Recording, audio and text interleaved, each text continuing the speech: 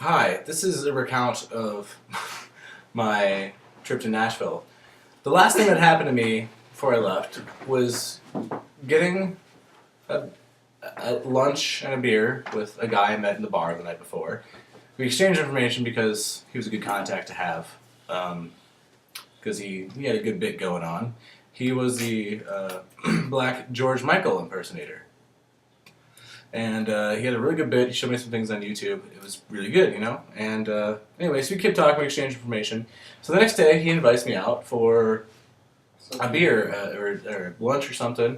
So I go hang out at, we get lunch across the street from the high school that Oprah Winfrey graduated from.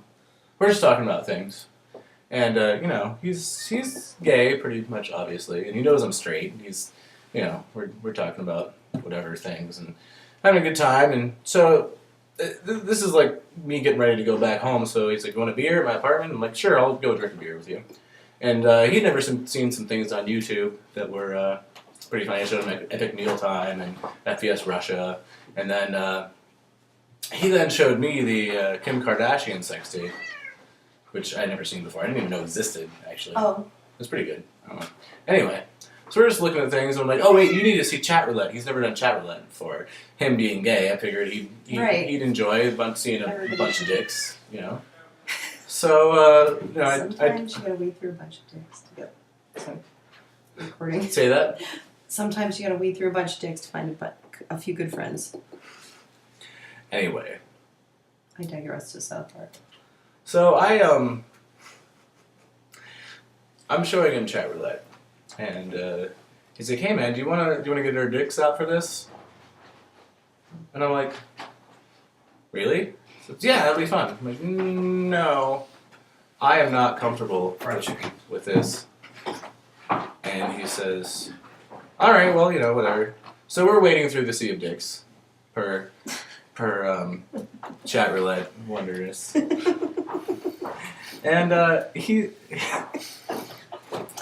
says, we finally find a girl, like, rubbing herself, like, full-on vagina shot. And she's like, "It's a nice pussy." And she's just, like, rubbing herself and, like, saying, and stuff. And I'm just like, "Wow, thank you." He's like, "You're going to get your dick out for her, right?" I'm like, "No. No, I'm still not comfortable with it. I don't want any of my dick unclothed anywhere near another man's unclothed dick." I mean, the only male that can see my dick is my doctor, as far as I'm concerned. Moving on, so at this point, I'm pretty much ready to leave, and so I'm like starting to make my goodbyes. I'm like, "Hey man, I gotta get back and blah see blah." fried chicken in the background. And Let's just see fried chicken in the background. he says, "Hey it's man, in the foreground for a minute too." Hey man, so I have the spare room. If you want to come live down here for a while, you know, I'll give you free rent as long as you'd be willing to jack off with me a couple times a week." I said, "What?" Well, he's like, "No, you don't have to touch me or anything. I'm not gonna be weird. I'm not gonna touch you or anything. But it's just always better when there's someone else there." I'm like, okay. It's really fatty fried chicken.